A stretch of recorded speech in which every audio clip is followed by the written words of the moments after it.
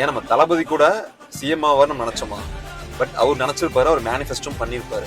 இன்னும் இந்த ரோட்டை பார்க்கும்போது எனக்கு ஒரு ஞாபகம் தான் வருது. என்னன்னா, ஒரு 10 வருஷத்துக்கு முன்னாடி, சரியா 2016 நினைக்கிறேன், அப்போ என்னோட பிசினஸ் ஸ்டார்ட் பண்ண டைம். ஆமா, ஆக்சுவலா அப்போ டியோல வருவேன், தனியா வருவேன் இந்த கோயிலுக்கு, வாரம் வருவேன். அப்புறம் ஒவ்வொரு டைம் வரும்போது நினைப்பேன், எப்படா நம்ம கார் வாங்குவோம். அப்போ ஒரு கார் வேணும்ல, எப்படா ஒரு கார் வாங்குவோம் ஒரு ஆசையில இருந்தேன்.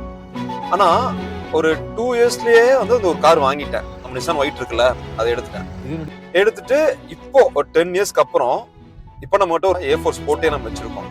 என்ன சொல்ல வரேன்னா, நானு எனக்கே தெரியாம அந்த ஸ்டார்டிங் என்னோட ஏஜ்ல, சின்ன வயசுல நான் மேனிஃபெஸ்டிங் பண்ணிட்டு இருந்திருக்கேன். மேனிஃபெஸ்டிங்னா என்னன்னே தெரியாத ஒரு ஏஜ்ல, எனக்கு என்ன தெரியாது 10 வருஷத்துக்கு முன்னாடி.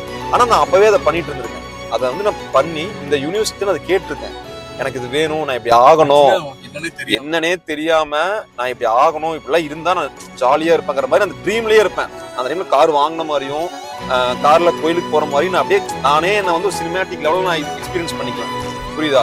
சில பேர் என்ன சொல்ல வரேன்னா, நீங்களும் உங்க லைஃப்ல என்ன ஆகணுமோ இல்ல என்னவா இருக்கணுமோ அதை நடக்கிறதுக்கு முன்னாடியே, நீங்க ஆசைப்படுறதுக்கு முன்னாடியே இந்த யூனிவர்சிட்டி கிட்ட கேளுங்க. என்ன கேட்டாலும் கிடைக்கும். ஏன் தளபதி கூட சிஎம் ஆவார்னு நினைச்சோமா? பட் அவர் நினைச்சிருப்பாரு, அவர் மேனிஃபெஸ்டும் பண்ணியிருப்பாரு. புரியுதா? நீங்க ஃபிளைட்டே வாங்கணும்னு நினைச்சா கூட நீ வாங்கலாம். ஃபர்ஸ்ட் நீ மேனிஃபெஸ்டிங் பண்ணணும், அதுக்கான ப்ராசஸ்ல நம்ம இறங்கணும், எஃபோர்ட் போடணும், நம்ம எல்லாமே அதுக்காக நம்ம ப்ராசஸ் பண்ணணும். புரியுதா? பண்ணோம்னா நடக்காத விஷயம் எதுவுமே இல்லை. கண்டிப்பா மேல வரலாம், எல்லாரும் மேல வரலாம், எல்லாரும் நல்லா